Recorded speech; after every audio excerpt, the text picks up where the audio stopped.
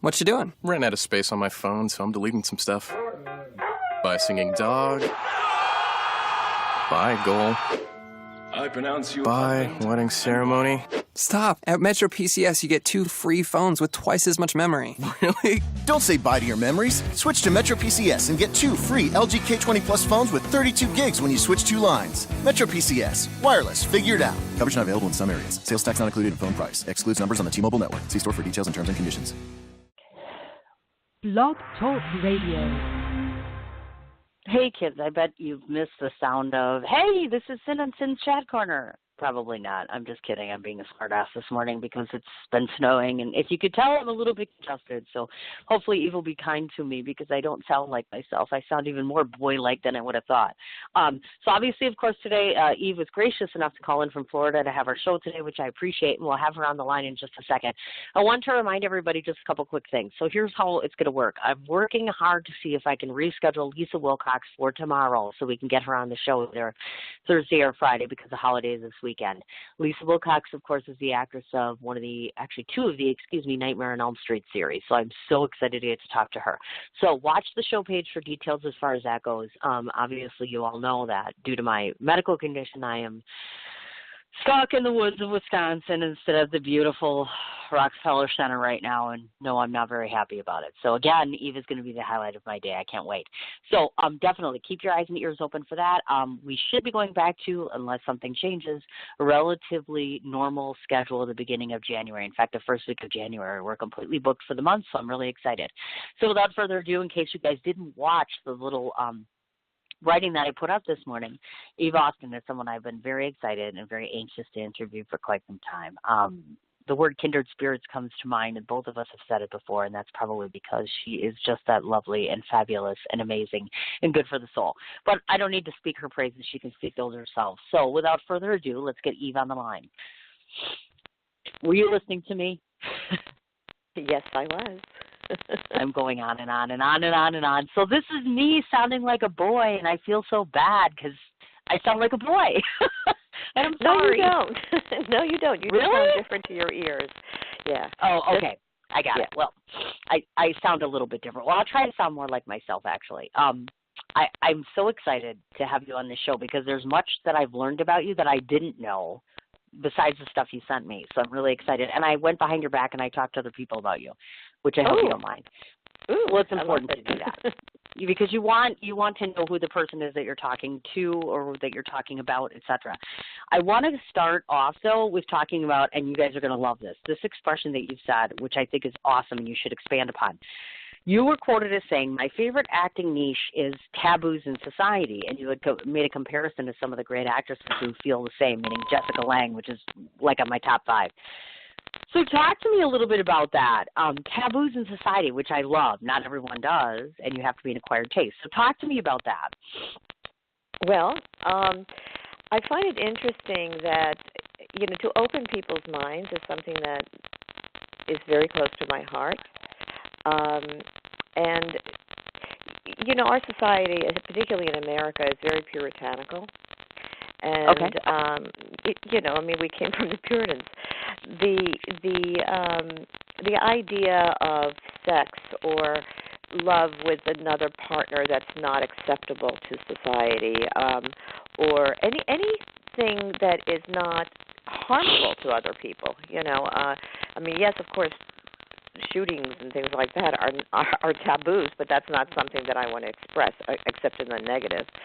As far as people communicating with each other and loving each other for who they are, what their souls are, is really what I'm about. And these type of films, it is an acquired taste because we're not brought up to look at life that way. But in forming my life, I found, and I was very thankful because my family was prejudiced against, and they had absolutely no prejudices, and they taught me that. And I think it is something that's learned in the home a lot of the time. Okay. I'm not a champion of one thing or another. I just believe that everybody's equal, and the more that I can do to express that through my art, the more happy I am, I guess, is what I'm trying to say. Sure. as far as taboos, any taboos that you can think about that we look, it's a lot more open now, the market, especially with everything out there in the media. There's a lot more, that can be said and expressed, but sometimes it requires kind of a way around it so that people can understand that again, we're all equal, and what your taste is may not be my taste, but that doesn't mean that you can't tolerate it, or you can't, you know, that you can use it as an excuse to hit somebody with it. Oh, no, I agree with you 100%. And now I find it interesting because you had brought that up, and that's one thing that I talk about too, obviously, to those of you who are listening in and who follow me, because I don't know that all of you follow Eve, obviously, but if you follow me, you already know that I'm blunt till the day is long, and I have no issue with bringing up things that most people probably shouldn't or don't want to talk about, etc. So my question to you is why do you feel that we live in such a society that kind of, what's the word for it, almost shuns themselves, if you will? Do you know what I mean? We obviously all know that, as you mentioned, sex is a very real and very big thing in our society, yet most people don't want to talk about it. You don't want them talking about it, or sexuality, or being sexy, etc. Why is it that you feel, in your opinion, and especially in entertainment, I've noticed this too, taboo is taboo, literally, that we can't talk about the obvious. We can allude to it, but we can't do that. So why do you feel that people are just forcing themselves to be less expressive? I guess that's what I'm getting at. I think fear. I think that, there's only love or fear. Those are the two things that there are. And so if it's not love, then it has to be fear. And it can be fear about not being good enough. It can be fear about being different and being shunned for that. It can be fear about, oh, my God, there's so many things that we're afraid of, and then we're very loud about our opinions about it, because the louder we think we shout, the more we're going to get heard and also supported. And most of us, you see it also with kids. When we go to school in America, the kids are it's me against them. It's bullying. It's a lot of things that happen if you're a little different. And that, why is it? I think it's fear, and I think it's lack of education to it. And I think that I'm just going to regress a little bit and just say, for example, in our schools in America, we don't have a lot of things, and we don't have a great education system as compared to other countries. And that is, it's mind-blowing when you think that we're like 24th, 25th, something like that on the line of good education. And I think part of the other countries are more willing to experiment with things, teach children how to meditate in school, things like that. The minute that you try to inject something like that, you've got a whole lot of parents going crazy, No, we can't do that in our school. No, we can't. This is not the right way, because they're taught certain ways and they feel comfortable in the ways that they think of things. And even if deep down they have other, and of course we all do, have other things on our mind that we want to express, we don't do it for fear of being looked at as something strange. I'm a victim of that as well. I'm not saying that I'm, a holder in place for people that want to find their complete craziness, but at the same time, I admire people that are out there, particularly in the entertainment industry, that are fearless in terms of letting the message come out. You can take it any way you want, once you hear it, but most people don't even want to go there. Again, I think it has to do with how they were brought up, and they don't want to go against that grain. I mean, it's very puritanical. In Europe, for example, nudity on television has been the norm for many, many, many years. And they just look at sex as something more, that's part of their life. It's not something extraneous or separate or different. Having said that, there's also plenty of prejudices there. But in terms of but in terms of Americans, I think we're way behind as far as opening that conversation. There've been a lot of strides made, in the LGBT community and all of that, but it's not where it needs to be. It needs to be the same. where you don't even think about, okay, this person's gay, this person's straight, this person has particular sexual needs. I think it should be equal. At least the conversation should be started so that you have the option that there's another way. Oh, definitely. I would agree with that. And what's nice about indie, I think, and I'm sure you'd agree with this, and those that are listening, and especially most of the people that follow my show are in independent sorts of projects.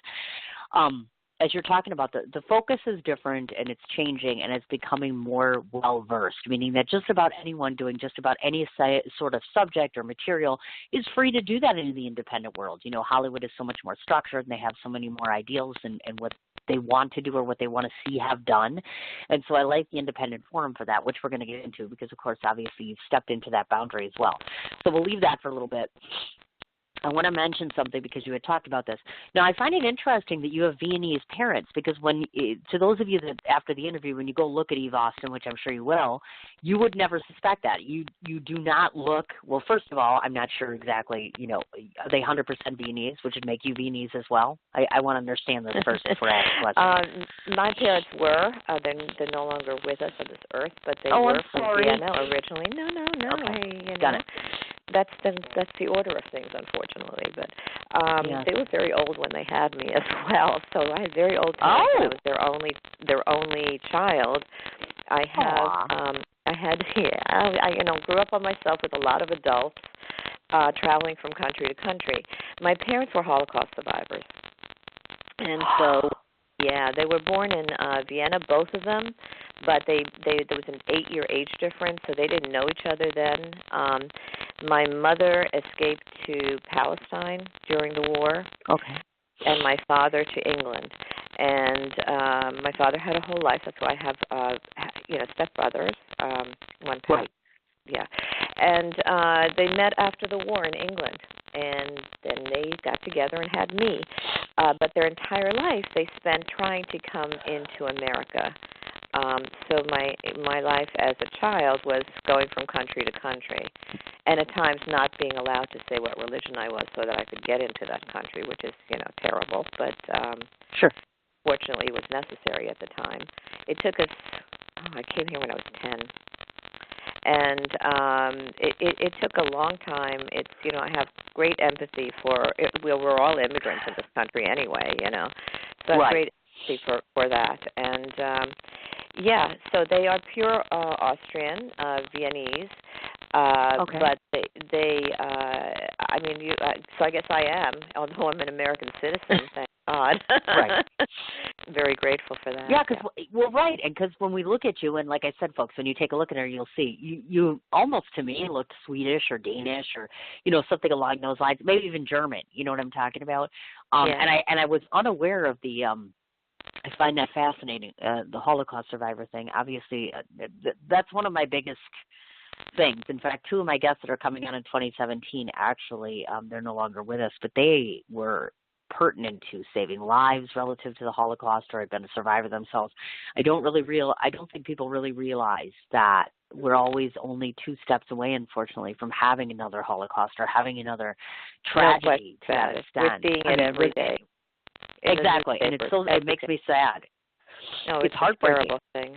It's heartbreaking, exactly. And I can see actually how, if I had been in America, I probably would have been very similar in terms of, they're over there, I'm over here, I'm sorry for them, but that's too bad.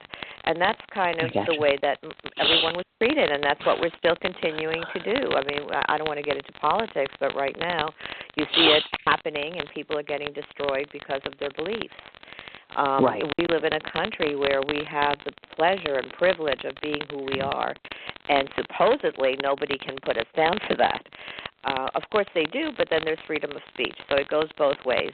However, I feel safe here, in terms of what I am and who I am and expressing what that is.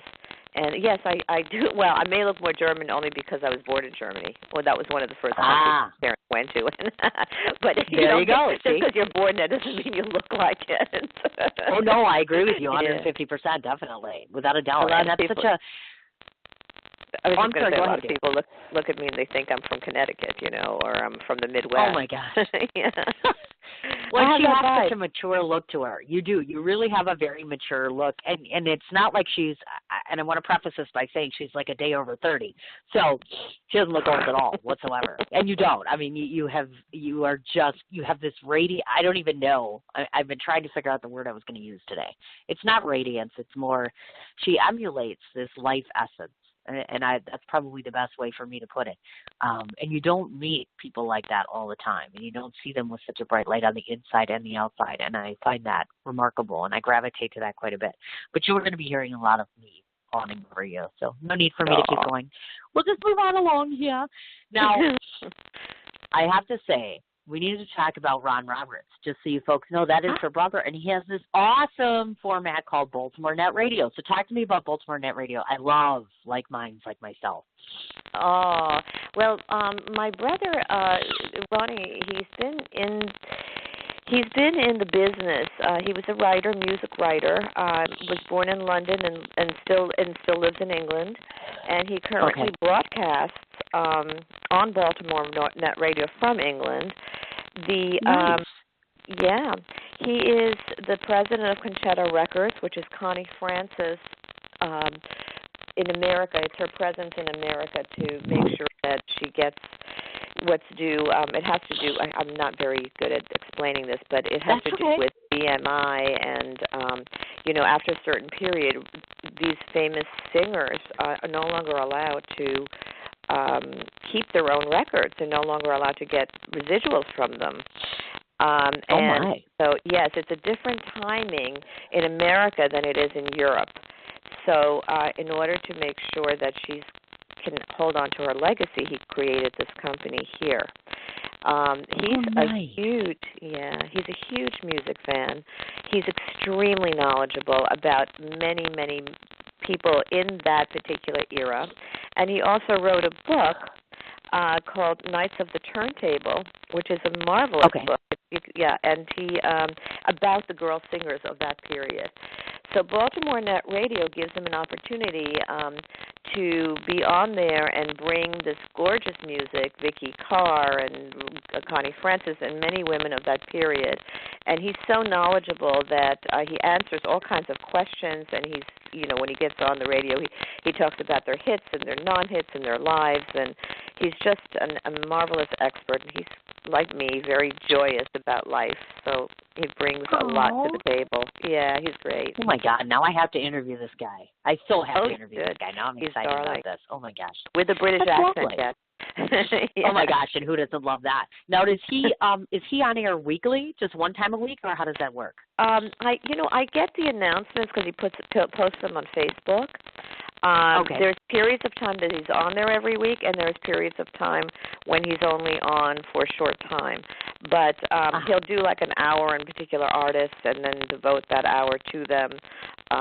Nice. I can certainly send you the particulars. And he is on Facebook as Ron Roberts, yeah. Yay! Oh, my God, I'd be so excited. That's awesome. So look at that. She has a creative sibling as well, which is absolutely awesome. Now, we have something in common, so we have to do this.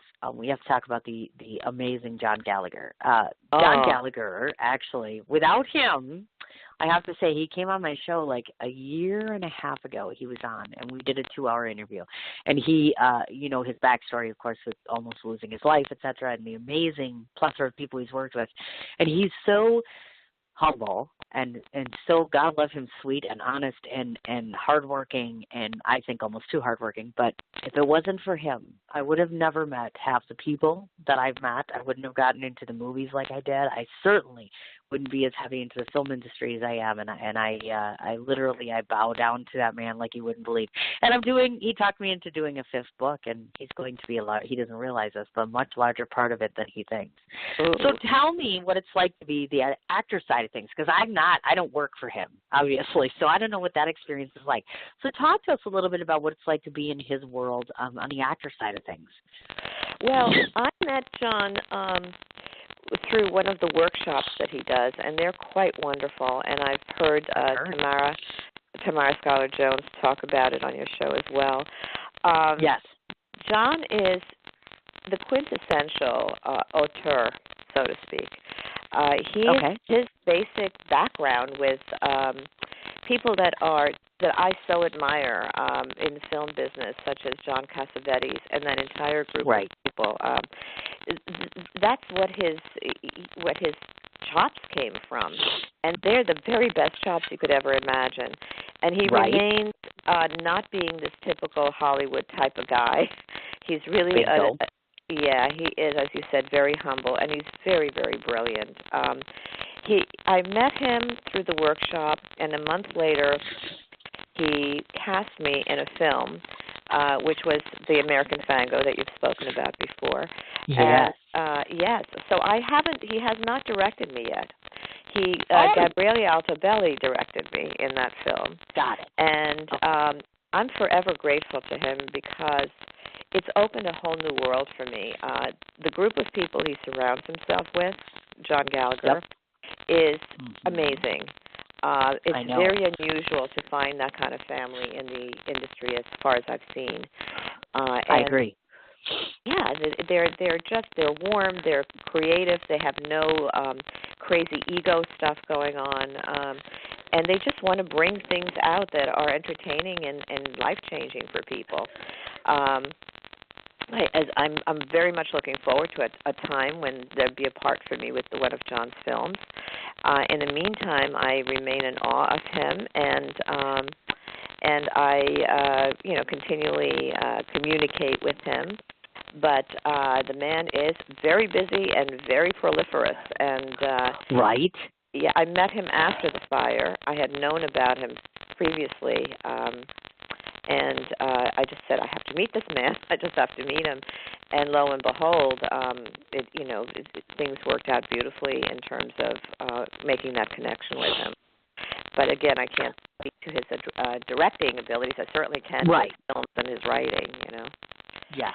And I'm very, very excited because when I come to New York City, I'm going to be meeting Charles Randolph. And so I've not met him in person. I hear great things about him, and I'm like, oh, my God, I'm so excited. We've had one phone conversation. I'm like, oh, this is going to be so much fun. But I also forgot to bring up the obvious, which is, I live in Wisconsin, so I have a very best friend that is in Wisconsin. But you have worked with my New York City best friend, Donna Ross. Donna Ross is my BFF, period, in New York City. And she is probably one of the most, talk about having a love light. Oh, my, well, I could go on and on and on and on and on and on and on. Did you get a chance to work with her? Or because sometimes people don't realize you're on set, but that doesn't mean that you're on set together all the time, right? We were not in the same scenes together. However, I did meet her because of it. Once everybody saw who was in it, we started to communicate through Facebook in various ways, and I've met her in person as well. Charles had a screening for us in New York of American Fango, and he was there. Yeah. She's a lovely, lovely woman, and, we're in a similar career path. She's a darling, and I see that you have photos of her up all over the place. So I knew you were friends. Well, we're pals.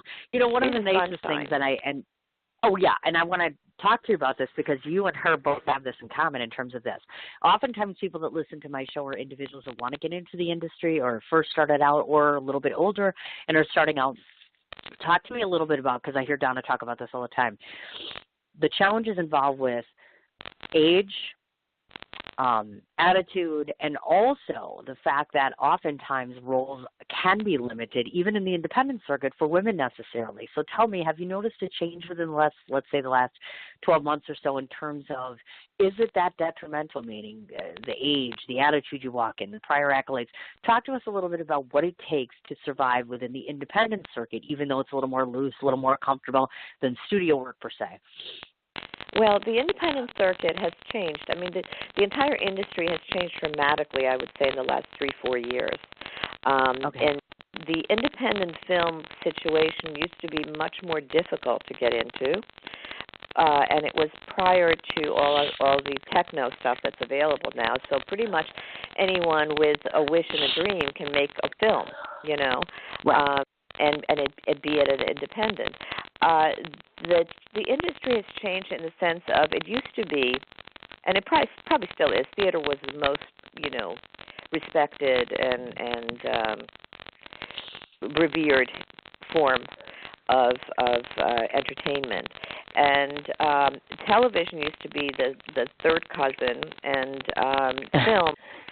Film went, because of money and everything involved, people gravitated to film, and it's a very different medium. Right. And so television has now taken over for a lot of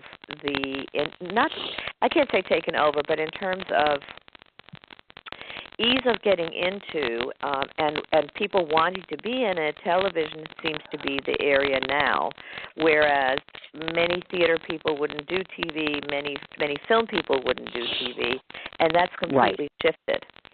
I say, today you can't really be, or you should. It's very difficult to be an actor and get jobs, and it's very important that if you like all the mediums, that you try to put yourself out there for all the mediums. Because you never know. First of all, I would say to people that are entering the industry, do it for entertainment. This is not a business that you do to make money. There are very few people making. Yeah. Did she just say that? Yes, she did. Oh boy. Well, is that a taboo? No, as a matter of fact, it's not. I mean, I find it so amusing. I just talked to a director the other day. Kevin and I were just talking about this, and he's like, I know these kids or even some of the older adults that come in and they direct and they get all excited and they think, oh, we're going to have all these accolades and make all this money and da-da-da-da-da, and I don't think people really realize it's a lot of work. It's a lot of sweat and tears. It's a lot of passion, and sometimes that payoff doesn't always come monetarily. You know what I mean? No, the payoff is the ride. As far as I'm concerned, the payoff is the ride that you take. If you have a need to express yourself, and it comes through that way, whether it's a lot of, as you probably know, a lot of actors are painters as well, or they're dancers, or they do something else in the arts. It's something that you need to express that way because God gave it to us. And nothing else is going to satisfy you as much. I came into the business quite late, and I had tremendous resistance from my parents and from everyone around me, and that still continues, to be honest with you. They think I'm a little crazy, because I'm doing something. Why didn't I become a lawyer or a doctor or whatever, professional, so to speak, which I was for a time, and I did enjoy that. Not a doctor or a lawyer, though. I wasn't that for a time. But I was in the advertising business and in marketing, etc. Nothing gave me what I have, the joy that I have in working in this industry. And mainly it's because of the people in it. So, when you're surrounded with people that are like-minded, you can create so much. And that, to me, is the pleasure of it. Most actors, I mean, the serious numbers, I don't know if they've changed, but for example, I'm in SAG-AFTRA, and if you look at the numbers, really, 97% of us don't make, of the union, don't make $100,000 or more. Most people are at the poverty level. Right. In other words, 3% make most of the money in the business, and the rest, are struggling, to make a living, and therefore they have a lot of hats and a lot of jobs. So, of course, the reality of it, you can't go in saying, I'm going to be a movie star and everybody's going to love me. You got to love yourself a little bit in order to get into the industry, because I don't want to say it's about rejection, because it really isn't. It is if you look at it that way, but it isn't if you look at it as a learning experience and a growth experience and meeting new people. And once you meet new people, you keep on going back to, if you have a certain personality and you're a kind person and you're like-minded and you're a good worker with them, you end up keep on making new things with them, and you keep on showing the world what they should open their eyes to. It's such a privilege to be an actor. And the only thing that I personally don't like about it is my helplessness in it, because I would have to wait for someone to give me a job, or I would have to beg for a job. That is very difficult, and it happens to, I would say, 99.9% of the people, unless There's nepotism, which there is in the industry, but many of them are deserving of it. So, you have movie stars with children that are famous, and most of them, I would say that there aren't that many bad actors around that you would see in a film or on television. There's too many good ones around that they can pull from, Oh, no. But it is a job that you do because you have no other way of expressing yourself, and it is the only way that you feel that you could create your own happiness. So therefore, since people are not necessarily knocking down your doors, if they don't know who you are, PR can be very important, and I'm trying to work towards that a little bit. But then if you have PR, it can't be about nothing. Yes, social media people have that about nothing, but it's not the way I want to present myself, because I dress nice or I look nice or anything like that. Right. It's more about what I have inside of me that I can share with people. And so because it's such a frustrating thing to wait day by day and get an agent, get a manager, get seen, I started in the last 2 years to produce my own material. And I'll find a way to do it. I'll find like-minded people and, just create my own. And the world today in terms of the media allows that much more than it did before. I mean, you have blog radio, all of these things were not available for so long. And so now we're unfortunately bombarded by too much information. But you choose what interests you, and you hone in on that. And basically, the world can be open to you if you produce. So that's what I've been doing, trying to produce content that isn't there, that a lot of people are not familiar with, or that's a little different. I think as you started to say, the whole Hollywood thing, the studios versus independent film. Well, the studios want to make money. So does independent film, but with independent film you can express yourself more because there aren't 40,000 people telling you what you have or don't have to do. I agree. There's like meetings and meetings and meetings, and then what you get as a result from a lot of the Hollywood stuff is, and I call it Hollywood, I mean it could be from anywhere, but it's like a lot of watered-down stuff, that appeals to an audience that is maybe not even that smart, I mean, young kids, let's say, that, that it's all special effects and, it's all wonderful. I'm not saying it's bad entertainment, but it's not kind of what I set out to do. I didn't set out to be famous and make money. The respect of my peers is extremely important to me. That's an ego thing as well. Not that I don't want to make money, of course I do, but I think when you hit the right nerve with the right people, that's when you start to make the dollars. And that can be done much easier as a producer than as an actor alone. And I would agree with that, too. One of the things that I've noticed that, for instance, Eve, and I was going to ask her to do this because this is so cool. So is it really true you can do both a Southern and a British accent? Because I'm going to put you in the corner right now and be like, okay, give us some British and give us some Southern. Oh, my God, I think that's of course so cool. It's true. Of course it's true. And also I speak languages.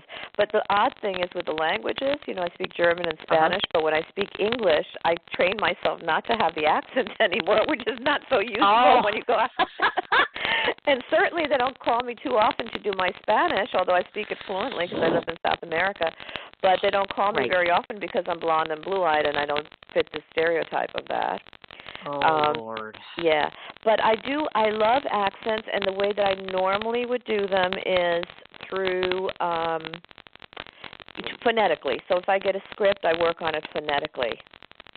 Because, So, I mean, I can do a Southern, but, it has to be really it has to be really worked on in terms of what region. I don't even know what region I'm giving you now. But there's all kinds of Southern. So there's that, so it's like, where in the South are you from? Same thing with British. It could be High British. It could be Cockney. With my brother, sometimes I call him and practice when I have a British thing going down. Oh, that's so cool. Right, because obviously he's from London. Oh, my gosh. So I get quite embarrassed giving him my accent. Well, that speaks to the obvious, of course, which is doing things like additional accents, having other artistic besides just the acting component. Everything that you bring to that table, in essence, gets you onto the big table, so to speak, to be able to act. So if I were to ask you, as a working actress, what are some of the, if you could mentor, let's say somebody's listening right now, and they want to get in, and they want to become an actor that is getting somewhat of a paycheck and getting experience, can you give them some idea of something unique or interesting, or what you feel is the most fundamental to bring to the table that will get them accepted or at least in the door? Okay, so I think that the only thing that the most important thing is to be yourself. Nobody's looking for you to be somebody else. It's yourself in a different circumstance. So in terms of, if you do want to go into the business, definitely take a class, and it doesn't really matter if you're not in New York or, wherever you are, there's always classes to learn what that's about. I always thought that when I was a kid, I always thought that acting was emoting, just expressing feelings, and that can get quite dramatic and a little bit too much for people that are watching. Sure. Basically, acting is just being yourself in a different circumstance. So whatever you have that you don't like about you, use it. Whatever you have that you do like about you, use it. Because, we're like little snowflakes. We're all unique onto ourselves, and we were put here to express our own uniqueness. So, for someone to go in and on a role, let's say, where the person is snobbish, then you have to go into your own life and say, well, when was I like that with somebody, I mean, you don't have to do it that way, but that's one of the ways that you when was I, snooty about something? Why was it like that? Usually it's about insecurity. It covers up a lot of things. Acting is very psychological. In other words, it's being there, but it's kind of uncovering yourself. You have to know yourself pretty well to be an actor. Because I agree with that. You need to bring every aspect, including the warts and all, to your performances. Having said that, I truly believe that a lot of kids, really want to be actors, and their parents are like, oh, no, we don't want that. We want you to make a living, which is what happened in my case. And I wasn't allowed to do that. I had to go get a job, like a regular person, because my parents wouldn't be able to afford to support me, Right. And I say to those parents today, if your child wants to do that, support them as long as you can to let them try it. Because what's going to happen naturally is they're either going to get in the business or they're going to get out of it. But they'll have the experience of it and make a decision for themselves. We should not have to make that for them. We should not have to curb kids' expressions in terms of, who they are and, themselves. If you need to act and you need to put it out there and you need to see yourself on screen, there's nothing wrong with that, Right. Parents will say, what do you mean you want to see yourself? That makes no sense. Well, it doesn't have to make sense to you. Right. But it's in their heart, and you should let them express it. So honestly, by the time they get out of school and they learn what it's like to really go out there, they may say, you know what, this is not for me. Let them make that decision, rather than the way I did it, which I went back many, many years later after having children already, to be allowed to do this, to give myself permission to do this. It's still not approved. That's my roadmap in life. My family, people to think, well, it's kind of crazy. I have so many other talents. Why wouldn't I want to use those? And I say, I want to feel good about myself. I want to feel alive. And doing this makes me feel alive and like I'm still struggling with what am I exactly giving back. It's not like somebody like a Jennifer Lawrence, who I think is adorable and wonderful and real as an actor. And she's very young, but she seems to have her head together. If you go into this business too early, you can really damage yourself. Because there are a lot of yes people. Yeah, there are a lot of yes people out there. Sure, we love you. Yes, we'll take a meeting. Yes, you're wonderful. And then you never hear from them again, It may not be why they're false. It may mean it at the time, but there's no follow-through. And as an actor, you're really kind of on your own unless you have a community of people behind you. And that's what I found. I found a community of people. In New York, we have it. In fact, Cindy, I'm going to try to get you in there when you come to New York. It's AGR. It's called AGR. It's Actors Green Room. But they have a division called Create. And it's both, it's metaphysical, it's Eastern and Western philosophy, and it's a huge, huge support group for actors where we all love each other, we all cheer each other on. There are thousands of us in this group, and now it's New York and LA. And that's awesome. Anything like it. It is awesome. It is all. You walk out of there, you feel like you're flying on air, and you can do anything. And we support each other. Even the competition part. I mean, it's always going to be there to a certain extent. I mean, for every role, you've got 2,000 people submitted, so it's kind of crazy. You have to feel very lucky, too, that something will happen for you. And otherwise, there's if you don't think things are going to happen, then you get tired of it and you leave, And I think I totally get it. Any age at all. You could be 99 and could have a lot of success, and you could be 22 and have none. So, if that's something you always wanted, I would encourage people to do it.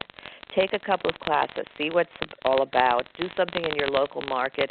If you can, do something in your local theater. I still adore doing theater. I think there's nothing like doing theater. It's just that the hours of theater are insane, and of course the money is very, very pathetic. But it's very hard to have a life. Being in theater. I mean, there are people that do it. Clearly, they travel all over, and they have husbands and children. I don't know how they do it. I don't know how. It takes a special kind of person. It really does when it comes to the theater side of things, without a doubt, definitely. And I hear that time and again. But I'm on the other side of the fence, and I've written plays, so I know what it's going to be like for people to be, I've written 3 plays, I've done 4 books, I've written almost everything there is to write. So when I do radio, this is like the coolest part of my job because it's the less amount of writing. Because, of course, those of you who know me already know the saga that's going on with my arms/hands/ oh, God, I don't even know what to say anymore. And I got to tell you, there is something to be said about, and I wanted to mention this the other day publicly, and I didn't, about having a dream and a passion to a point where almost nothing will detour you from keeping that dream alive. And it becomes more frustrating and difficult. On the actor side of things, I'm sure you know the same thing. Like if you're acting and you have a part, you get hurt, something happens, it derails you from your dream. It's very frustrating. It's intensely difficult to accept certain realities of life and aging. It's devastating. And, it's tough. It's devastating. It is. That's why you have to have a good sense of who you are and what you can do, and you have this inner, we all have this inner stubbornness, all of us. Oh yeah. And and so there, basically it's opening up to the possibility of a different way of doing the same thing. And correct. And what's helped me with that, honestly, I've known about it and I've studied for many years metaphysics, so to speak, and everybody always says, well, meditation, and, I always wanted to meditate, and I really couldn't get into. My mind would be flying. And lately I've been doing that, and it really calms. I mean, even 5 minutes of sitting still and getting a guided meditation will make a huge difference in your day. And it's a practice. It's not one day it'll be better and one day it'll be worse. And if you can accept that everything is not perfection, which is very hard for me, that it doesn't have to be perfect. You just have to give it a shot. And if you go and from Create, there's one woman that does meditations, and you can actually get them on the on your phone if you wanted to. So you can do a 5-minute one. I'm up to 15 minutes with one, but it really transforms the day where everything is calmer. And nothing seems, inside it's not as turbulent, And so from that place, you can create so much more. And some of your stubbornness can go away. Some of your stubbornness for the things that that's why I created a particular show. I don't know if you want to get into that or not. But the inner self is so important because we don't listen to it most of the time. Oh, or and I we agree with hear you it, but we don't 150%, follow or we it. ignore it. Exactly. It's kind of like, Yeah. I can hear you nagging at me, but I'm going to pretend you're not there. Although I get literal nagging in about 4 hours when I'm at the physical therapist, and she's going to holler at me and say, you didn't do exercises and you're writing too much. But that's all right. I'm getting used to it. Yeah, but that's a physical act that you're doing, and I'm talking about the mental act of letting everything go. Yeah. And that makes the physical much easier, because it's how you think about it. I mean, I would hate to do therapy. Of course I would hate it. Who wouldn't? Because you just want to get well, take a pill, and wake up in the morning and be 100%. But once you the resistance, the meditation helps with resistance. So once the resistance, is transformed, we say, I don't know how it would happen in your life, but once the resistance to listening to yourself or knowing that this is something better but doing it anyway, I call it stubbornness, but we all have that. And once it gets transformed in a different way, you look at it in a different way. It's still the same problem. It's still the same therapy that you have to do. But if you look at it in like, okay, you know what, this one day it made me a little better. My pinky feels a little better. And then the next day, and then you find the good in it, and you transform your thinking about it. That's how we grow. By resisting everything, which we all do. This is not uncommon. We just don't talk about it, but we all resist stuff. Right. And when we do that, we're going against ourselves. We're resisting ourselves. So the more open you are to the suggestion rather than, cutting it off and looking at it in a different light. And it does happen. Trust me, it happens. It happens sometimes in very small increments. I may be at my deathbed when I finally get it, but I certainly don't want to not have pride, because life can be so much better. Life can be so much better based on your attitude and the way that you look at it. And that is really one of the big messages that I would love to impart to people. I chose to do it through entertainment, but people can do it through, certainly entertainment is writing as well. Writing is huge. Right. Huge. That's what they tell me. Yeah, and I've been told I'm a writer, and I resist that. But to be honest, I resist that. I'm always asking people to help me with my projects, to write them for me, and probably I'll be doing it myself, Yeah, Eve. Boy, I'll get some tips to nag her about that. That'll be for future reference, especially when I see her in person. I can talk today. Okay, now I have a question for you because we have to turn and talk about the obvious side. I had no idea, and I'm embarrassed to say that I did not know that you had done daytime television until I started investigating you. And listen to this, folks, not one but three. Another World, Guiding Light, and As the World Turns. I've only watched one of the three because I'm an ABC girl. So, of course, I liked all my children, my General Hospital, and blah, blah, blah. So, obviously, as you know and I know, the days of daytime TV in terms of soap operas have pretty much diminished, sad to say, but true. I know they're still out there to some extent, but talk to me a little bit about daytime drama experience versus nighttime, let's say, nighttime it's very different. Experience or something. It's totally different. Okay. And the soaps are pretty much gone for all intents and purposes. We had 5 in New York. I've worked on all of them. By the way, I'm not promoting myself as a contract player, which I was not, but I would go in and out, and have regular gigs on them. The difference is the way, a lot of it is the way that it was shot. With daytime TV, you feel it's a different feeling. The music and everything. It's like a different feel because it's shot in pieces. There's rehearsal. That's like a very quick rehearsal, and it's not for the acting. It's really more for the movement, for placement. And then they go into dress rehearsal where you're fully dressed and ready to go, and then they shoot it. And some of the soaps would do it one after the other, like I just mentioned, and some of the soaps would do all the rehearsal, then they would do all the dress rehearsal, then they would do all the shooting, which would kind of keep you there for the day, which I have no problem with. I'm happy to be on a set anytime. But it's also the way that it's edited. It's very different from nighttime work. Nighttime, what's on at night, not a daytime show. Basically, those shows are rehearsed for a week, and then and then presented. There's a longer period of rehearsal, and there's a longer timing where you can put all the elements in. With soaps, a lot of the time the leading characters are already established, Okay.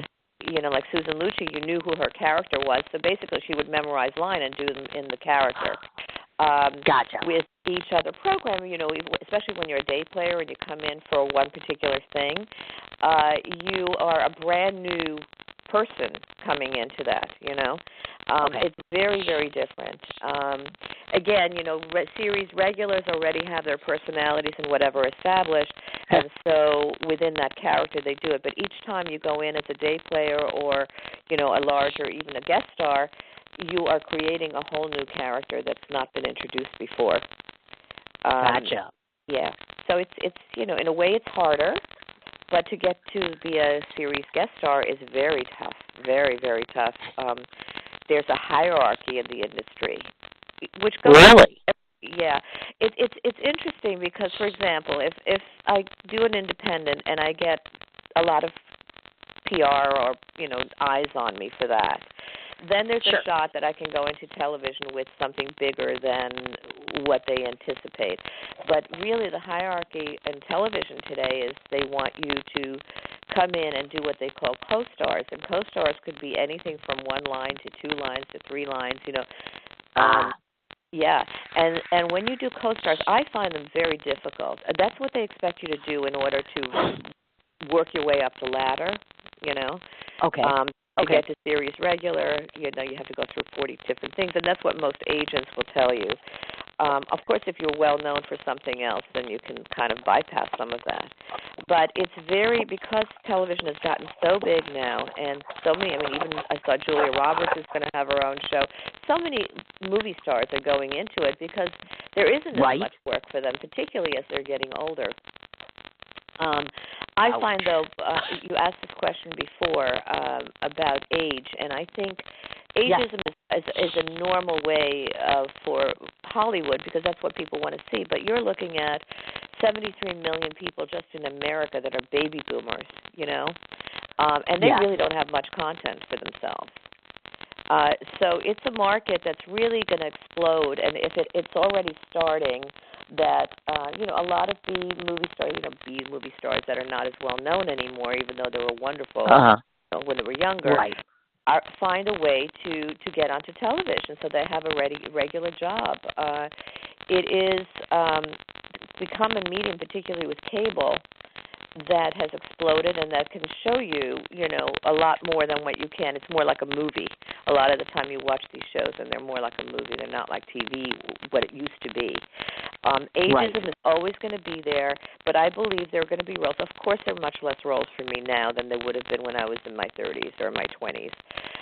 That's just natural. It's a natural gravitation. There's always going to be young people, But the market today is much kinder to people over 40 than it used to be. I agree.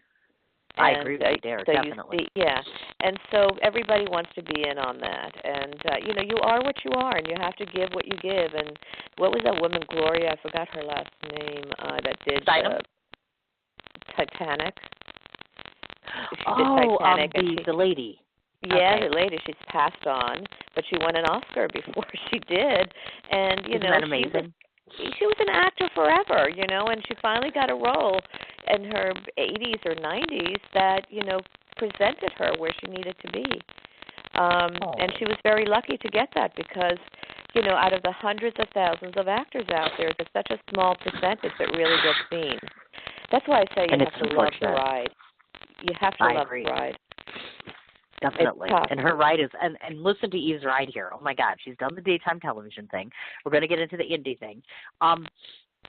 I want to talk about something. Well, we have a couple of different similarities. First of all, to those of you who don't know, Eve is an actual person, not just an actress. That means that she likes normal things. For instance, I see that you are a fan of Monk and Ray Donovan. Nashville, hello, like one of my favorites in the whole wide world, including The Good Wife and Nurse Jackie. And I'm so excited because I get to interview one of the people that was on Nurse Jackie. So excited. So excited. Do you remember the actor Robert Burke? He used to be on Rescue Me. He's coming onto my show. Oh, my God, I'm so excited. I can't even stand it. That always makes me excited. I'm also going to tell you folks that her acting hero has to be one of my top 5 men in this universe, besides Michael Madsen, of course, which is John Turturro. So I want you to talk to me a little bit about what makes you admire him as an actor so very much, because there are some people that I hear talk about him that don't like him, and I find that interesting. He's got a very unique look. You know, he's not typical movie star looking. And, you know, today it's almost preferable if you look too actory that, you know, you don't look real. I think he can do anything. I think he's just a chameleon. I don't know if you saw him in The Night Of, but he was absolutely brilliant. Oh, you must look at that. It's an HBO series.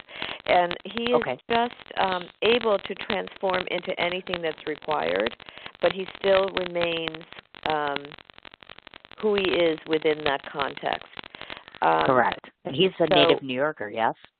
I believe he's from New York. I don't know that much about him personally, but all these people, you know, sometimes people think that because we're actors we get to meet all these people. Well, we don't.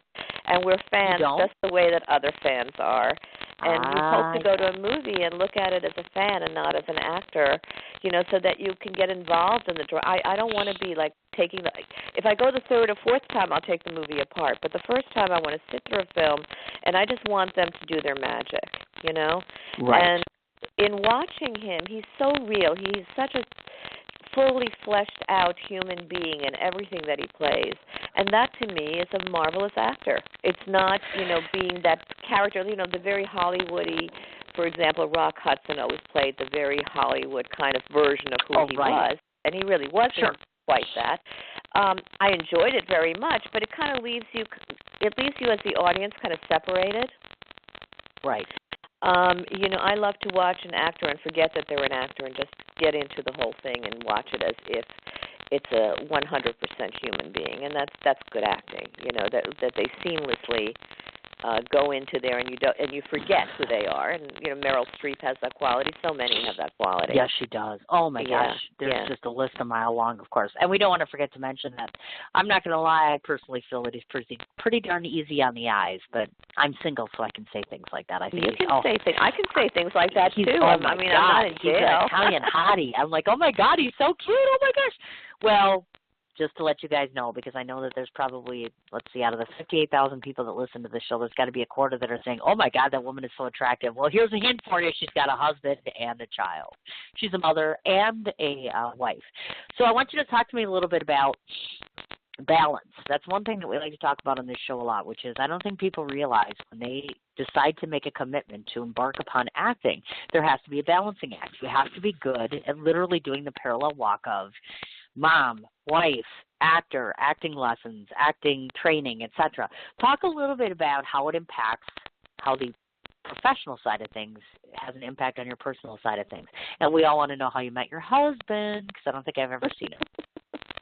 Okay, well, I met my husband on a blind date.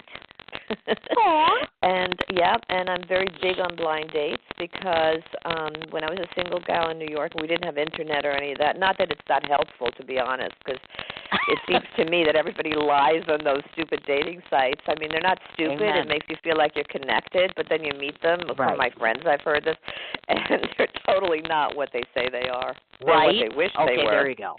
I agree.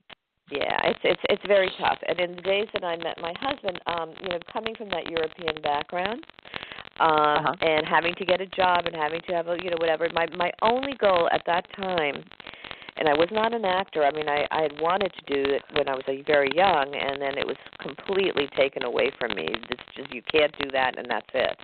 And I listened to my parents, you know, particularly because of their background, because you really can't fight with these people. It's just very, very tough. And I had nobody to bounce it off, you know, so I just did what they told me. And but my only thing in life was to have children. That's what I wanted, desperately. Aww. And, yeah, you know, I was very mature for my age because I traveled a lot. I'd, again, been around adults most of my life. I never had that normal, what we call normal upbringing, so to speak, until later. So what, I'm confusing myself with the question. What was the question before my husband? We were talking about your husband and your child and just juggling the whole intense, Right. how does the professional impact the personal? I think I tuned out just now because that's one of my big problems. That's quite all right. We'll just wait for you to catch up to us. We're all right. We're here. No, that's fine. Yes, of course. I'm on the radio and I'm babbling along here. I met my husband and I met him and he was the right kind of guy for me. It was a long time ago. And he wanted kids too. And so that was my ultimate goal at that point. And, I loved to work. Before I met my husband, I was working, and I loved doing that. I loved being among people. Right. And I continued to work until my second child was 2 years old, at which point I decided to become an actor. Now, I'd been married 7 years at that point, and my brother got hit with this. It wasn't like part of the deal when we met. So I kind of suffered through that for a lot of years, going, well, it wasn't the deal, and I have an obligation, and I do have an obligation no matter what the deal is. So, he's a businessman. He's not into this at all. He's just started to go to the movies with me recently. He's just not a big fan. He likes television, but for the most part, he's not into that. So I grew up not being into it either, staying as far away from it as possible. And as far as I did a lot of theater when I was young, and I would just take, I would do month-long showcases that wouldn't take me away from them for very long. But a month-long showcase still means 2 months of rehearsals or a month of rehearsals, so you're out by 2-3 months, Right. It was very difficult.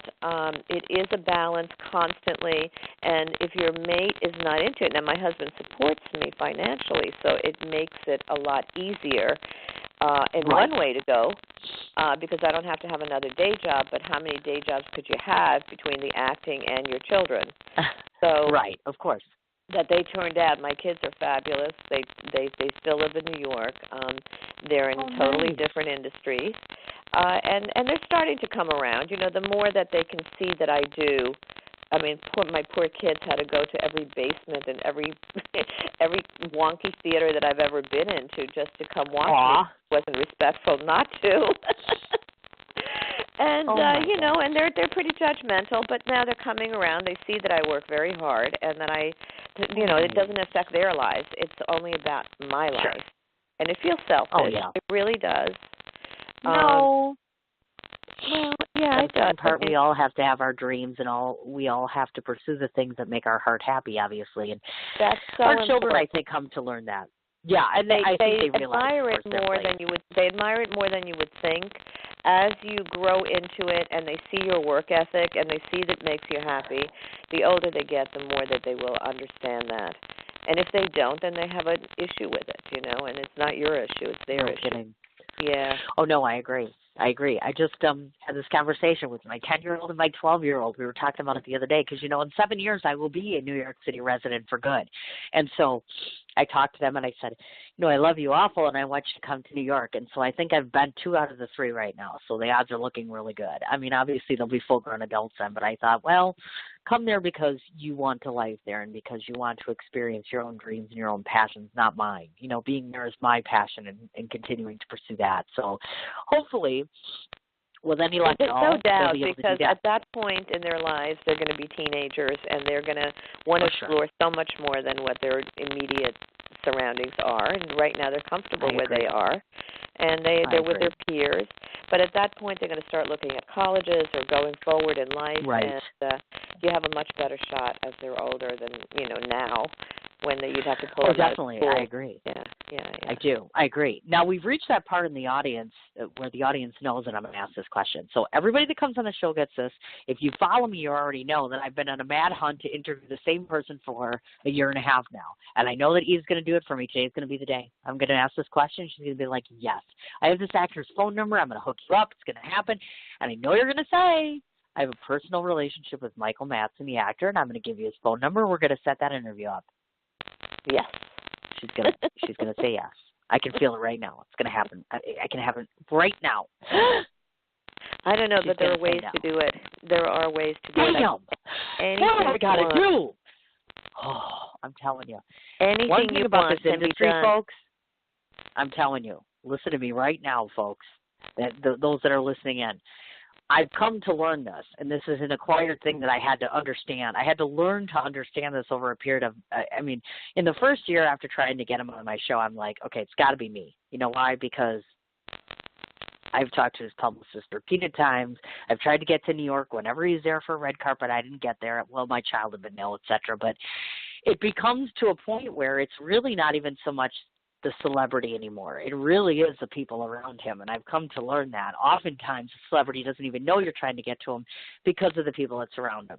So now it's kind of the running joke on my show, like, okay, today's the day. We're going to talk to that person who's going to get me connected. I did get a very good connection the other day, so I'm getting very confident that I'm going to be standing in front of him. Well, I'll be passed out. And then when I come to, I'll be standing in front of him because I think I will die the moment I meet him in person. He's just so... Well, I don't know if you follow his work, but he's just so, I don't even know. I don't even have the word. He's just so. That's it. That's all. He just does it for you. This is the I know. thing. I'm going to tell you, I'm going to give you a little technique that maybe will bring him into your life, okay? And then you can call me and let me know how it works. Okay. We do something called bhavanas. It's an ancient practice that puts you into the future. Rather than saying, I want this, I want that, you're saying it as if it already happened. And you sit down with a pen. I know, it's unfortunate that it's a pen that you'd have to do it with. But you write out your experience that you had on your show or in meeting Michael. Okay. And you do it from the perspective that it already happened, and you go into as many details as possible. What the weather was like, what you were wearing, what he was wearing, what you discussed, and how wonderful the whole thing was. And darn it, if you can't get that to happen, I would be very surprised. It's a very, very, very detailed way of working, and you can do this for anything in your life that you really want, that you really want to go to, and you experience it as if it already happened. And what happens with that is the universe starts to push in your favor. And if it ends up not being Michael, it'll end up being somebody else that's really important to you. So you start writing your life, including your health issues. You start writing your life as if you are well, as if everything's working in your body, as if everything's 100%.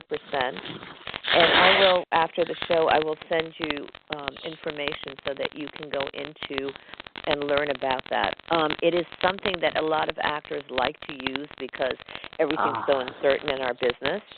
And if you don't land at the, you know what is it called? They say reach for the stars and reach for the moon and you might. Yeah, I don't know the exact something saying, about but that. Yeah. I know so you really need to. It's not just wanting to do it; it's as if it already happened. And anybody in your listening audience can do it for anything in their life. You go in as much detail as possible. You do it. You can have a choice. You can do it once. You can do it once a day. You can do it once a week. You can completely follow up. And then when you look back, you're going to see that a lot of it did happen.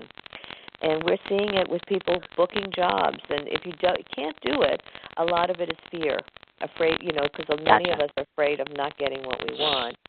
And many of us are just as afraid of getting what we want. So, Trust me, I'm pretty afraid of getting this. And it's so funny because I keep asking for it. I'm literally asking everyone I know. I've connected with all these people, and I'm like, I can feel it. It's happening. I know it. It's like he's my best friend in my head. Like Wendy Williams has her best friend. Well, he's my best friend in my head. And I'm like, we ride motorcycles together, and we write poetry together.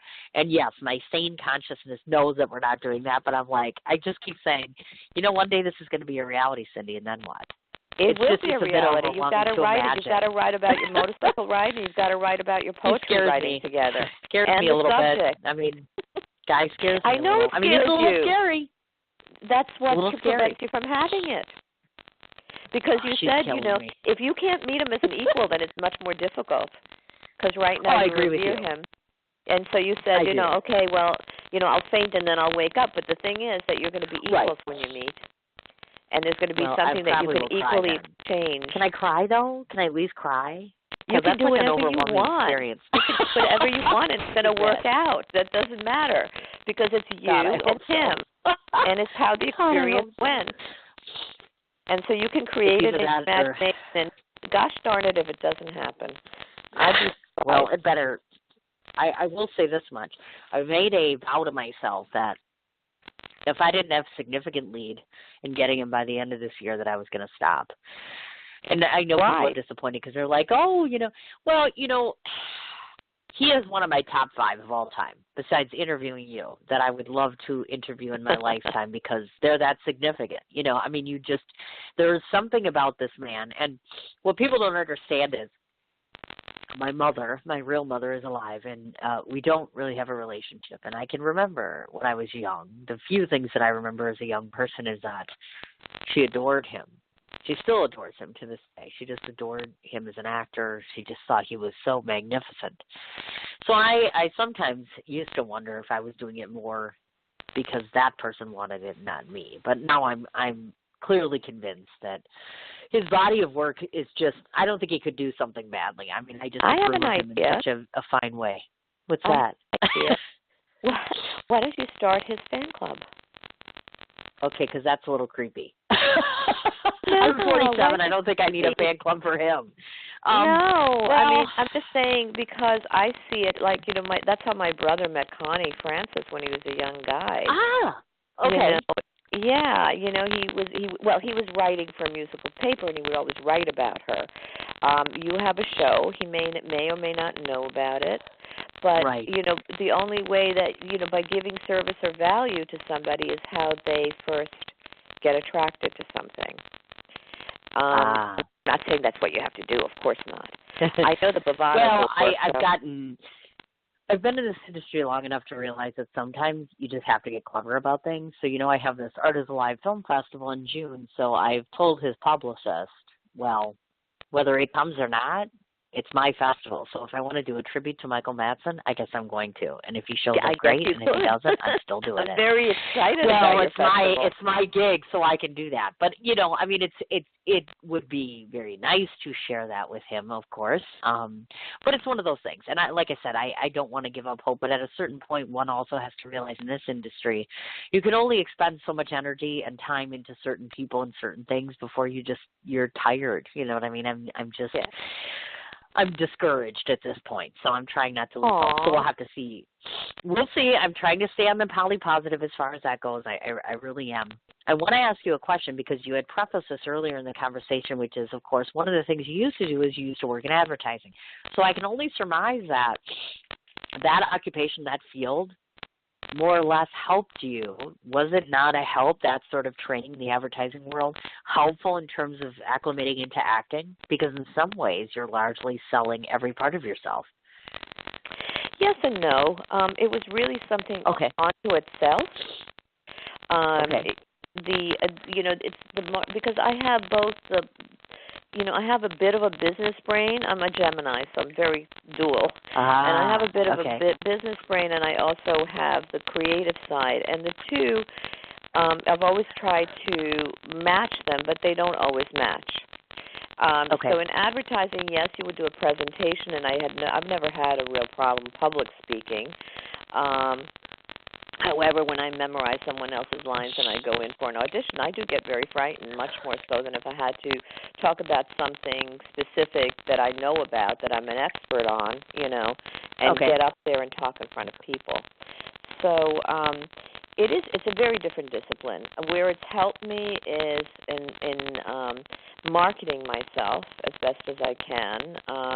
And it's, I was very, very young when I did this, and I had a very big responsibility with some quite well-known clients. And as such, I spoke from my knowledge for them.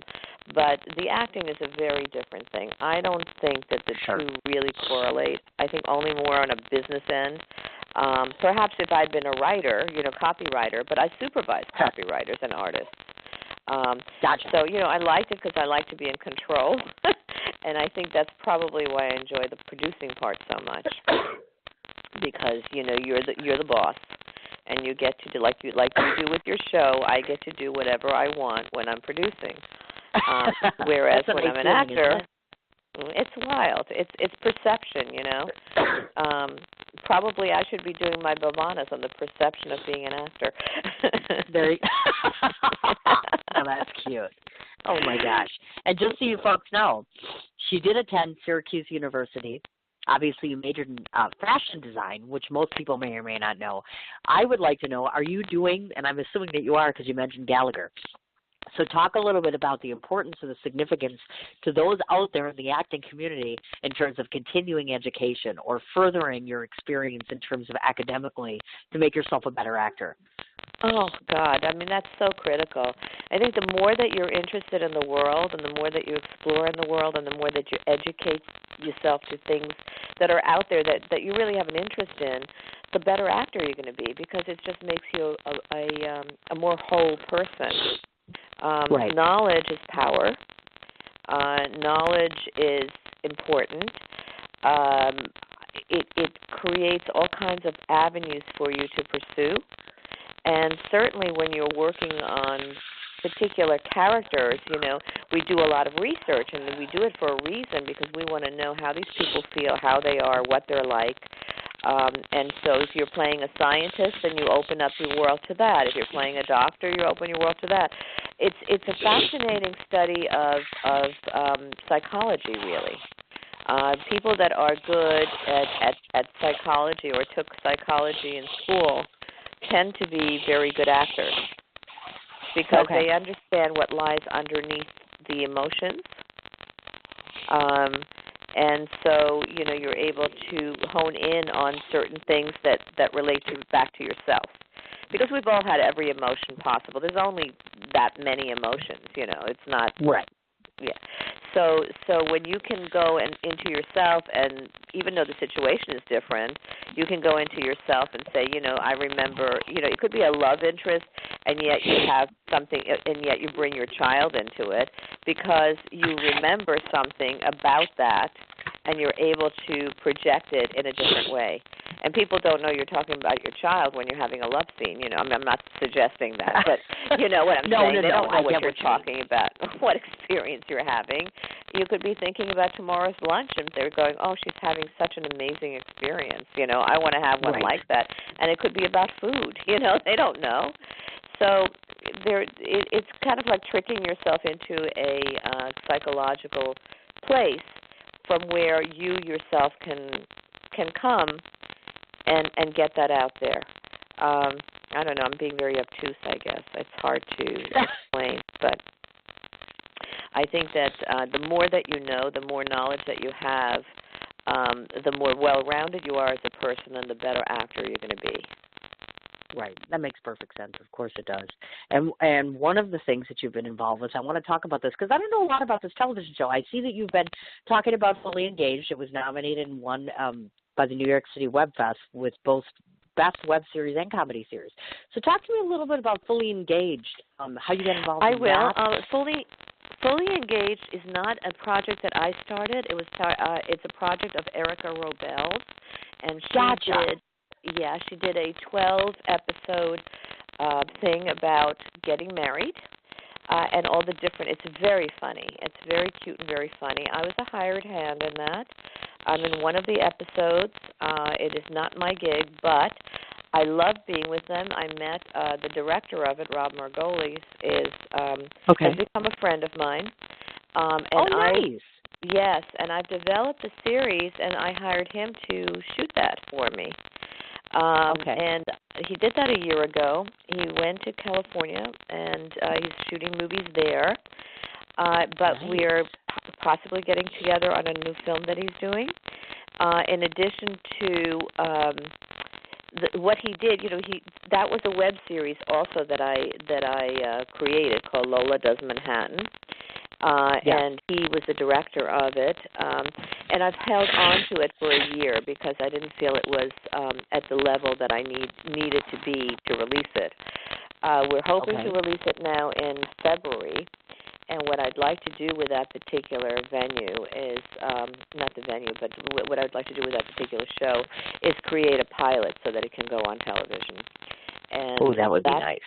That pilot really deals with what we've been talking about a lot today, which is your outer self and your inner self, and listening to yourself and learning how to navigate life through that inner knowing rather than rejecting that inner knowing. And so I play two characters, my inner and my outer self, Lola and Heidi, and they get into these crazy adventures as single ladies, as a single lady, because it's really one person. I think you would be able to relate to this well. Things happen in her life, and her children are a little older, but things happen to her in her life, and she wants to go out and make the best life that she can, and she doesn't quite know how to do that because she was under the thumb of a husband for so many years. And so she slowly learns to love herself and to get into her own. Yeah, and she gives herself advice and then ignores it and then sees what the consequences might be of that. Oh, I can relate to that. Listening to yourself. Well, and also because I'm a woman of a certain age, when I do a TV show, it will, even though it will appeal to all ages because I have younger children, but it will also appeal to people that have no television. The baby boomer market. As I said, it's 70 million people in America that could really relate to this, that haven't actually looked inside of themselves to see what the best thing is that they could be and how they can go about it. And that, that to me is creating content to help people.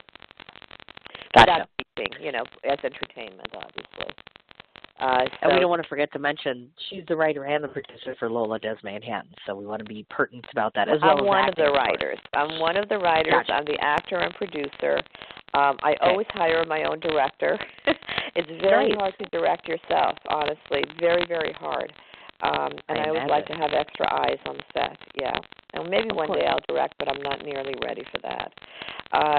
So that particular show is going to be something very explosive, and I think it's going to be very big also, not just in America. I think that this is a common human condition. Yeah, it's a common human condition. I do consult psychics every once in a while. That doesn't surprise me. And there's nothing wrong with that. No, I think it's wonderful, and it hones me in on how it should be written, what people would need to see, where I should go to sell it, so to speak. What people should I involve? I have lists of people that I'm thinking of, and they'll go, well, this personality is not in jive with your energy. This is going to be something that you might have to hold their hand through the process. So I've gone through even getting a co-producer for a film that I did recently. I go through that, and I go through a list. It makes my life easier, honestly. I have 5 people that want to do this. Which one do you think would work best? Is it right? Is it wrong? Who knows? But at least it gets me out of that place where I'm like, I don't know, and I can't make a move until I know, Gotcha. So, I understand. I do. Yeah. Now, let's back up a little bit because we don't want to forget to talk about this because as I have told Charles before, which I'm sure we'll get into when I get to New York, which is I have not had the pleasure of screening or watching American Fango. So to those that are listening in, give us a short summation in terms of American Fango. And then also, because it's not really clear to me, is it available to be seen anywhere? Because honestly, I'm not sure about that. I guess I should have asked. It's not yet available to be seen. Okay. They did give us a screening. It has won Best Film, Best Director, and Best Screenplay. I'm trying to find my notes on it. It's at the LA International Film Festival. That's what it was. Right. It's getting a lot of kudos from the festivals. It's a charming, lovely, lighthearted movie with some deep things in it, but you never would know it. It's just when you leave the movie, you go, oh my God, that's what that was about. And it's beautifully done. The stars in it are not household names. And it goes to show you how you can make a marvelous movie with people that you don't necessarily know. It's funny, awesome. It's quirky, it's sweet. It deals with somebody uprooting their life from another country and coming to this one with all kinds of hopes and dreams and realizing what the reality might be and learning about themselves and then turning out, to find that life is very different from what they thought, but it's still fantastic. So it's a very uplifting film. It's very funny.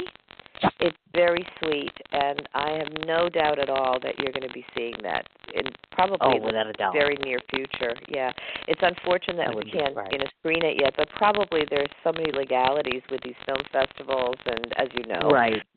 Yeah. So I think they don't want to push anything too far until they have distribution. But Charles is fantastic. He's just a great guy. You're going to love interviewing him. He's a very interesting man. And I'm excited. The movie's going to be great. It's an exciting venture. Yeah. I mean, I like tragedy, I like comedy, but I like to go to the movies so I feel something different, that something changes me, And that's and I agree movies. with you. Yeah. Well, I like it. Yeah. And what I think is also really cool, she was in this project called Extras, and she actually played a TV journalist. So she kind of did what I do, only I just don't do it on television. So that must have been kind of cool. My question, I guess, is because I know that you've played a journalist, you've played all sorts of different things. She's done theater leads in things such as American Macabre or Skirts or Overlooking the Park. My question to you is, if I were to ask you the ideal Eve role, meaning that you are playing closest to yourself, what would that character look like? What would their occupation be? What would their personality be like? Well, I would say that my closest character is really that Lola Does Manhattan character. And that's probably because I wrote it. Yeah. Right. Basically, she's not perfection. She's an imperfect human being like we all are, looking for happiness, looking for life, not knowing really where to look for, thinking that it's going to be a guy when it really doesn't have to be. I mean, I don't mean it has to be a girl. I mean it has to be something that's inside of you.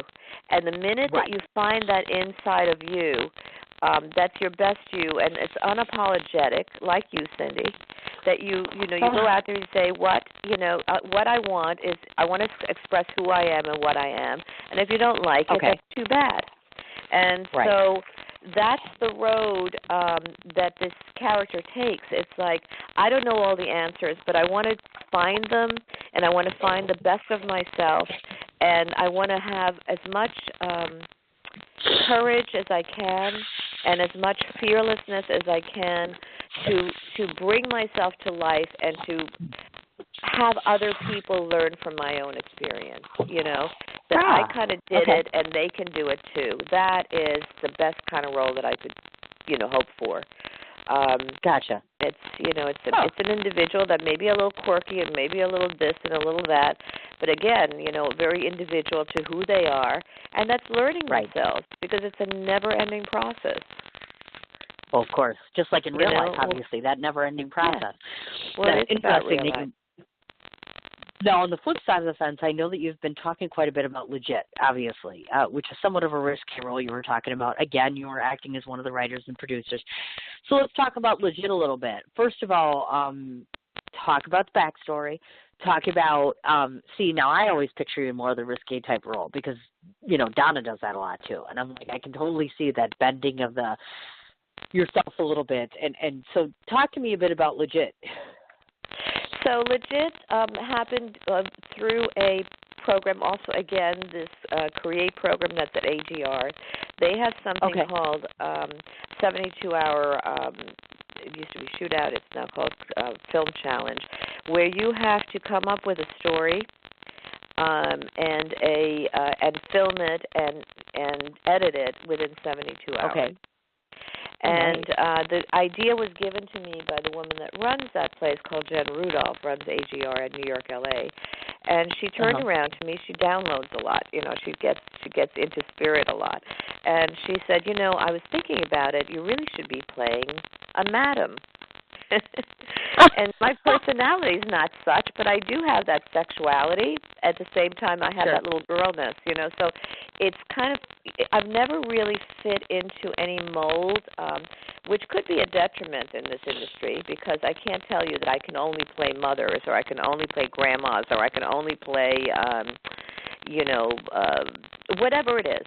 So that is as part of me. Yes, I like risque stuff, and so the idea was I didn't write this, but I had the concept, And I have someone working for me called Star Baby Productions. Her name is Jordan Elizabeth Gelber, and she actually wrote that film in a very short amount of time with her partner, Thomas Cahoot. And I told them the idea was that I want to play a madam, but I'm thinking of it as a comedy, which has changed somewhat.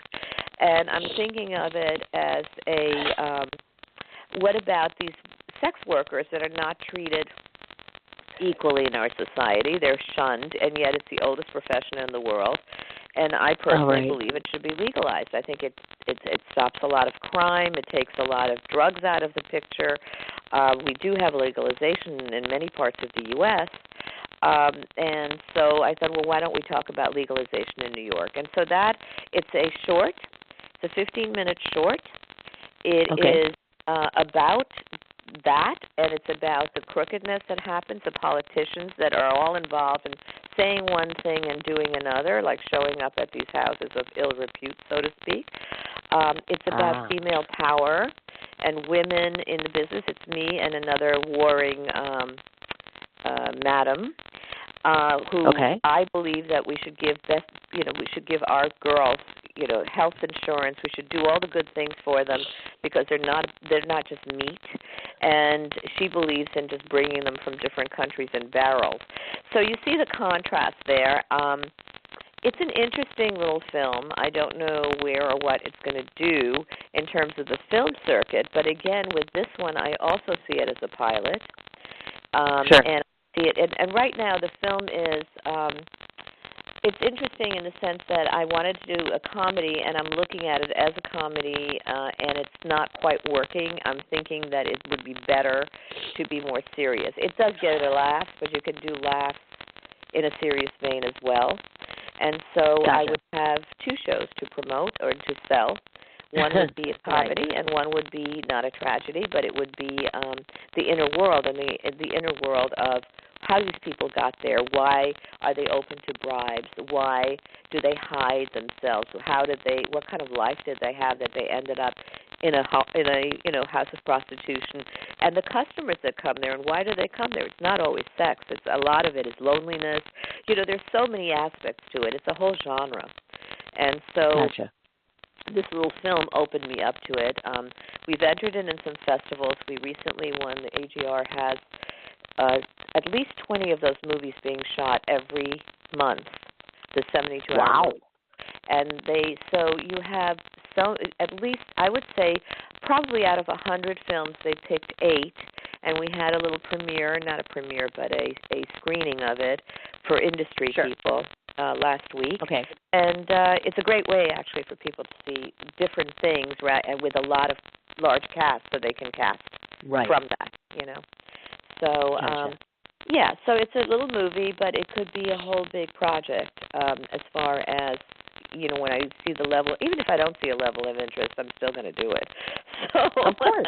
You have to create it first. Absolutely. Yeah. That's the hard part. No, I don't want to forget. Mm-hmm. I want to ask about this because I know that you did a project called Small Towns 2, which is in post-production. So give me a status on that. Where are we at with that? Or when do we anticipate It's actually on the festival circuit at this point. Cool. Okay. Yes. It's won a couple of awards. Again, it's a short. And oddly enough, the director of it, I met, who was the first AD on American Fango, and he gave me the job on his film. Yeah, this is how you do it. You meet people, they see your work, you get along, they say, I have a role for you. And that is, awesome. John Gallagher never even auditioned me for this particular role. And when I read, I'm talking about American Fango. When I read American Fango, I was like shocked that it was so me. That it was like they couldn't have gotten an actor that was more appropriate for that particular role. Sure. Gotcha. So that's how I got to Small Towns. It's a lovely story about the past of my children and what they know and don't know. Again, it's not something that's available yet, but you have to just kind of do that circuit and see where there's an interest and how it can be distributed.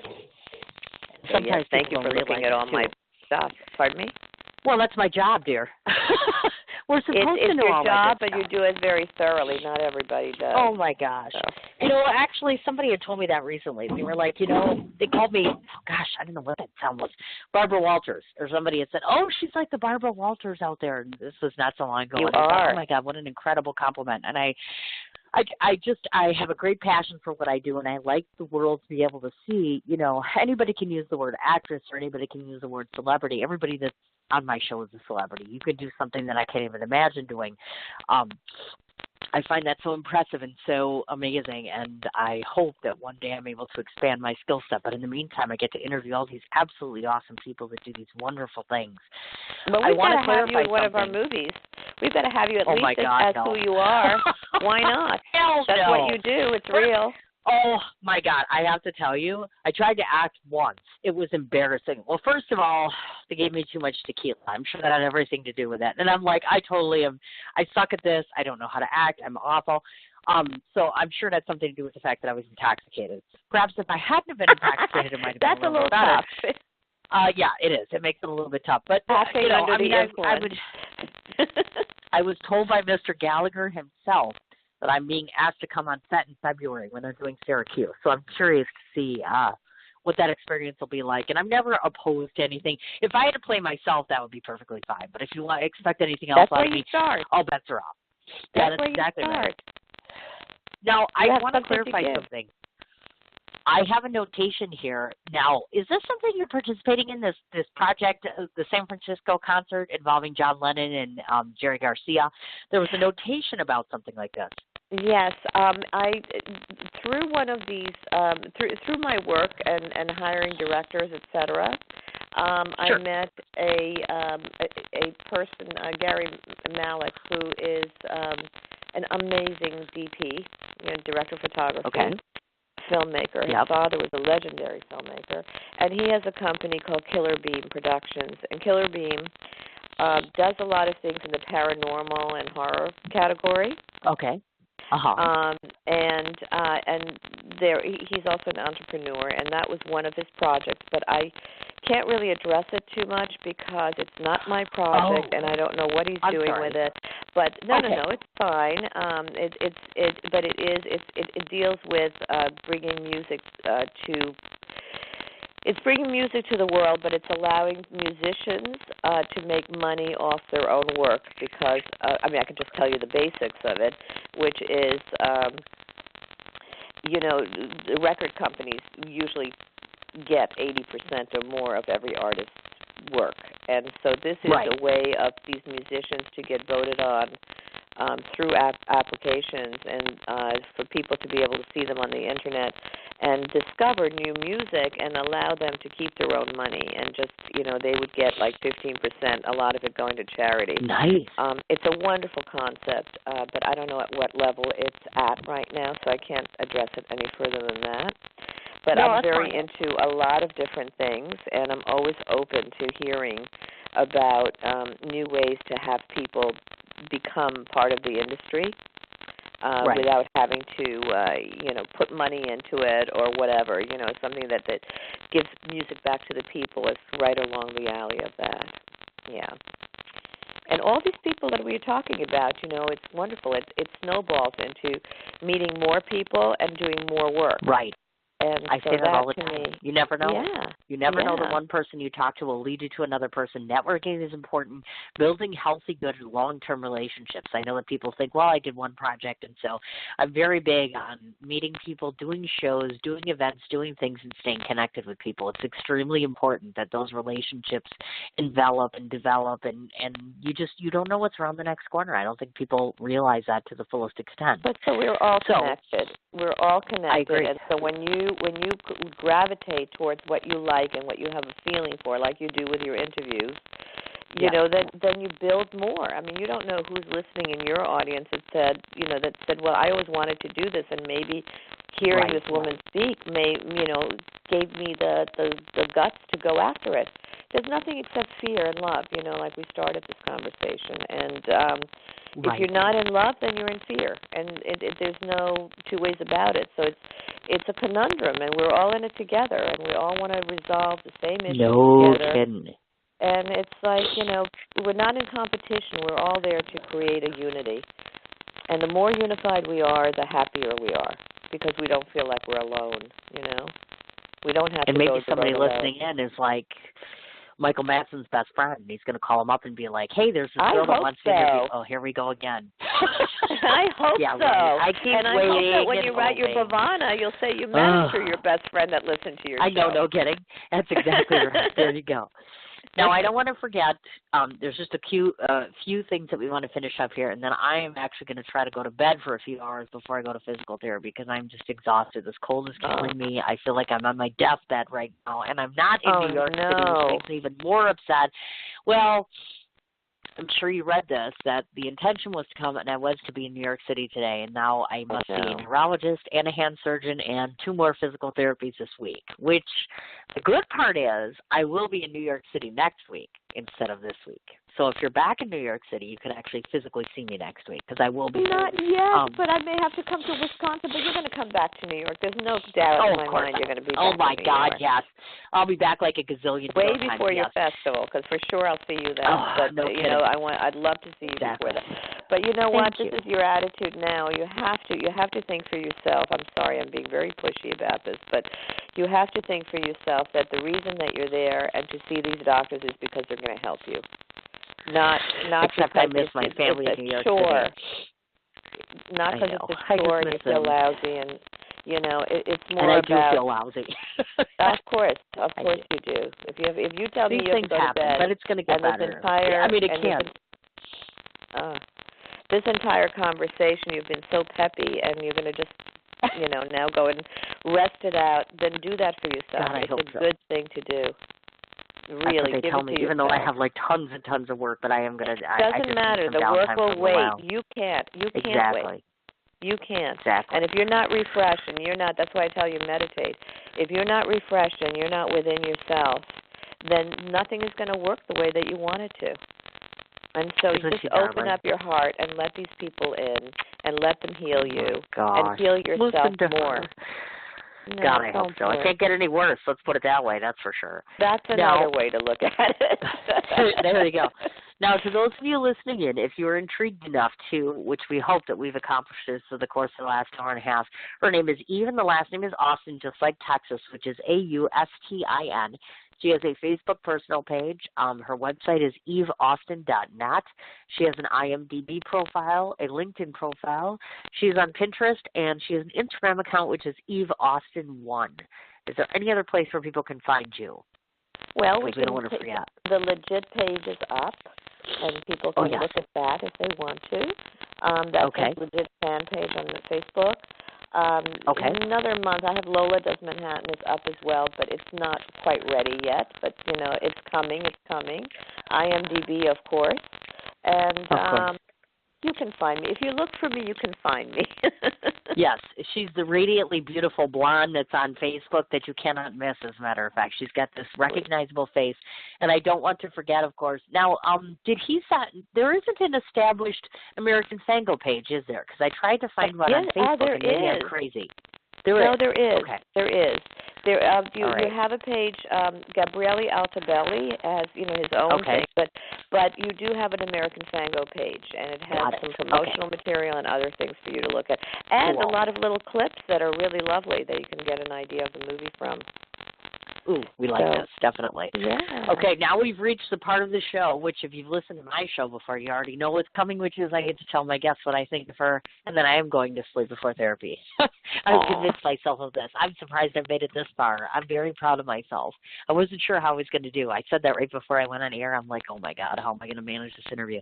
But I guess I did okay because you're not complaining. That's a good thing. I'm loving it, and I'm not loving that you're sick, but I'm loving that you have this kind of energy, and you go for what you need to do, and you don't let anything stop you. That's a real actor energy, by the way.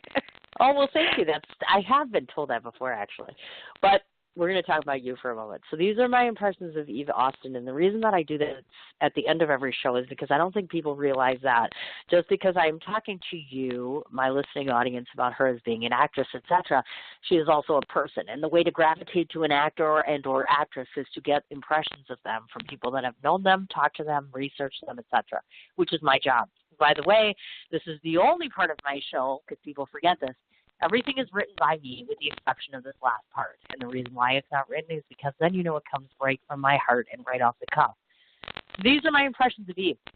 I've been watching Eve for quite some time on Facebook, and I don't think she knew this, but the reason I was watching her is because she was the go-to girl, the person that other actors have talked about, the individual that other people have spoken so highly about, not just because she's attractive, not just because she's a little boisterous and opinionated, but because of the fact of that inner glow we were talking about, inner/outer glow, that essence, that emulation of the essence of life that she carries within herself that extends to the outside of herself.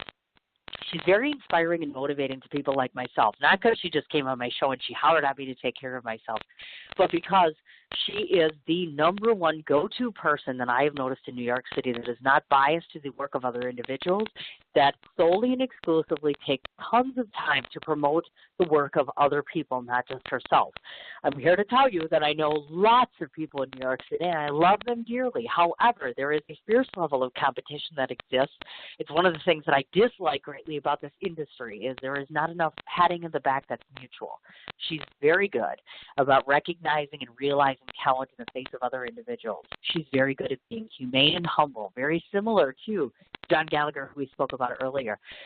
She is attractive to the eye, but even more attractive to the soul because she is genuine, because she is gregarious when it comes to character and personality. She is magnanimous when it comes to being a marvelous human being. And most importantly, her work is cutting edge and it pushes the envelope. And I always am a huge fan of people that push and push and push until they bring a new concept to life. One of the nicest parts about knowing you is that you are the innovation of the future without even realizing it. I am so in awe that you would come on my show to talk to me because I find you nothing short of extraordinary. And I don't think you realize how in awe I am or how this listening audience hopes will become of your work. I want you to know that you are open to coming back on the show anytime. I will be sadly disappointed if our paths do not cross in New York City. And know that if you ever want to come back, you have an open door without even asking. I just think you're nothing short of amazing. Oh my God, my head just grew so many inches.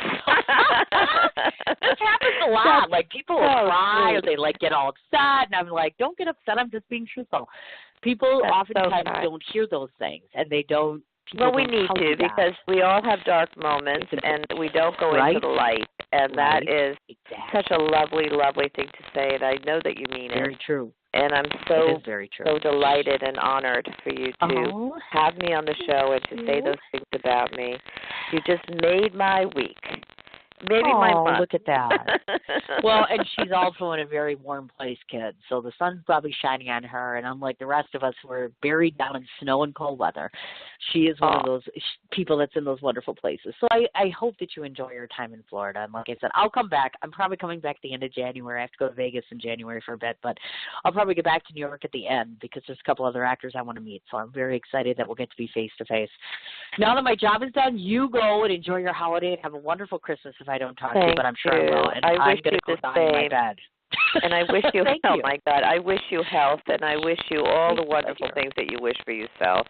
Oh, and thank you, my dear. Yeah, just go in and say, you know what, I'm perfect the way I am, and people are going to heal me. Everything's going to be fine. And that's your mantra. God, I hope so. That and Michael Madsen. That and Michael Madsen. That too. That and Michael. We'll work on the other one. Right. You got to work on this one. That's exactly right. All right, darling. Have a wonderful day, dear, and thanks again. Thank you, and feel better. Bye-bye. I will, dear. Bye-bye. Tell me that she wasn't amazing. One more time, Eva Austin. She has a personal Facebook page. The website is evaaustin.net. She has an IMDb profile, a LinkedIn profile. She's on Pinterest. Her Instagram is EveAustin1, and of course, American Fango and Legit are both online. Please keep your eyes and ears open because I will be posting about her upcoming projects, etc. Like I said, watch the show page. As soon as I find out about Lisa coming on the show, I will let you know. As mentioned, I'm going to go die for a couple of hours, so to speak, and get off to therapy, and I hope to talk to you guys later on this week before the Christmas holiday. Thanks so much for listening in. Have a wonderful day.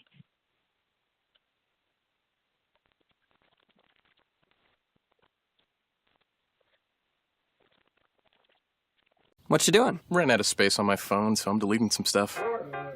Bye, singing dog. Bye, goal. I pronounce you. Bye, wedding ceremony.